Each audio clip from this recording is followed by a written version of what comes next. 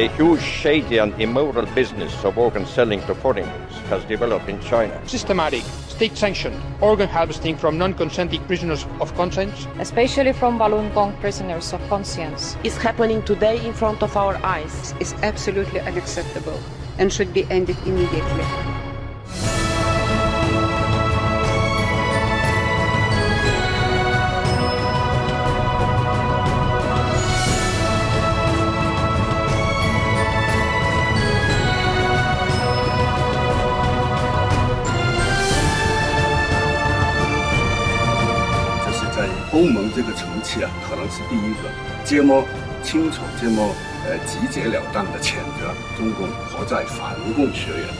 I totally support this resolution. We should condemn it more strongly.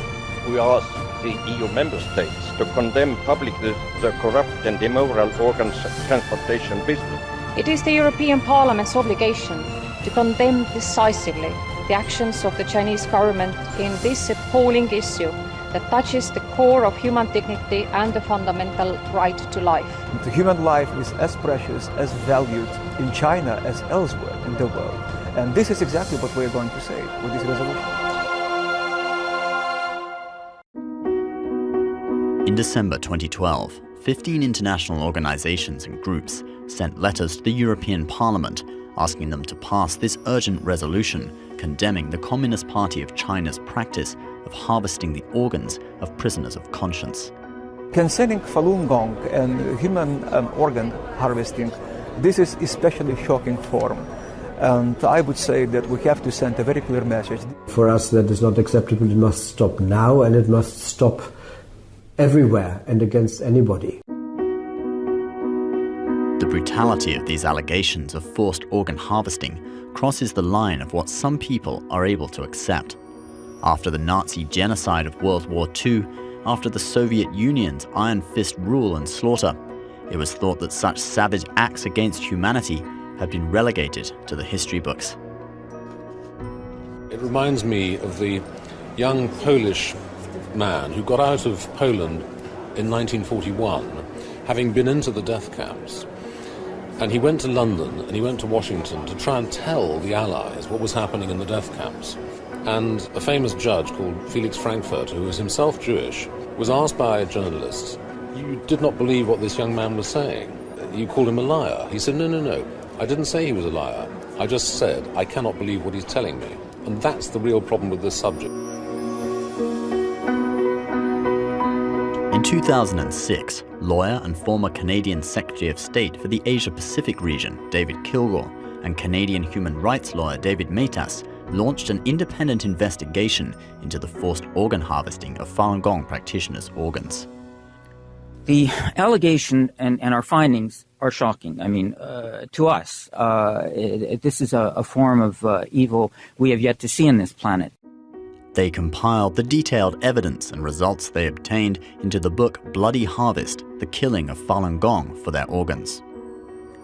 When I met David Kilgour, who was the Minister of Justice in Canada and who is a lawyer himself and who is an author, and he told me that yes, incredible as it sounds, but the most wonderful people in China, the most civilized and wonderful people, they refuse to believe this. It's so incredible. Which means that it's a very sinister practice, which is adopted by a very narrow circle of Chinese society. A formal resolution against forced organ harvesting was drafted prior to the European Parliament's plenary session, awaiting a vote. I want to remind the quotation from Dante in Inferno. The worst places in the hell are reserved for those who stay aside during the time of moral crisis. We are now in moral crisis, so we should act. we have to express our deep concern over persistent and credible reports of systematic, state-sanctioned organ harvesting from non-consenting prisoners of conscience, including from Falun Gong practitioners, according to the information I received. Imprisoned for their religious beliefs is absolutely unacceptable. The government launched a nationwide persecution to eradicate the traditional and peaceful spiritual practice of Falun Gong.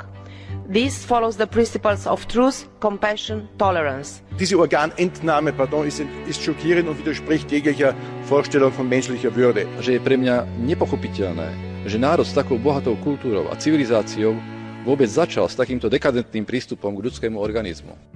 Ich frage mich wirklich, sind denn die Opfer normalerweise nicht die besten Zeugen dafür, was ihnen zugestoßen ist? Oder welche Grund sollte denn Menschen haben, hier etwas Falsches zu behaupten, wenn es nicht ihnen tatsächlich oder ihren Familienangehörigen zugestoßen ist? Und das erinnert mich fast an die Zeiten, wo die Opfer von Stalins oder Hitlers Konzentrationslager nachweisen mussten, dass es wirklich so schrecklich war. Das kann doch nicht Sinn der Sache sein. Nur weil eine Diktatur sich diese Intransparenz leisten kann, dann das in Zweifel zu ziehen, das, was die Opfer uns erzählen. The resolution, which was co-sponsored by 5 of the 7 European Parliament groups and supported by 6 groups, was passed by a majority vote. The resolution recommends that the European Union and its member states publicly condemn organ transplant abuses in China and raise awareness of this issue among their citizens. The resolution also instructs its president to forward it to the European Commission, the European Council, the UN Human Rights Council, and the Chinese government. The European Parliament is the voice of 500 million Europeans. We built the European Union on values, freedom, democracy.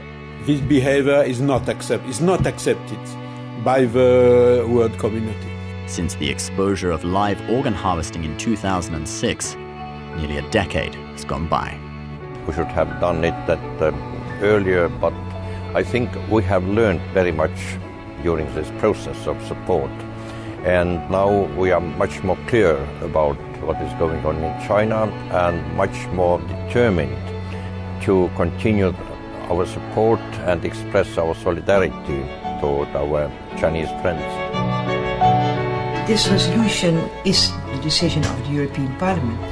To do something is addressed to the People's Republic of China. I very much hope it will be received positively, like a goodwill of people who care.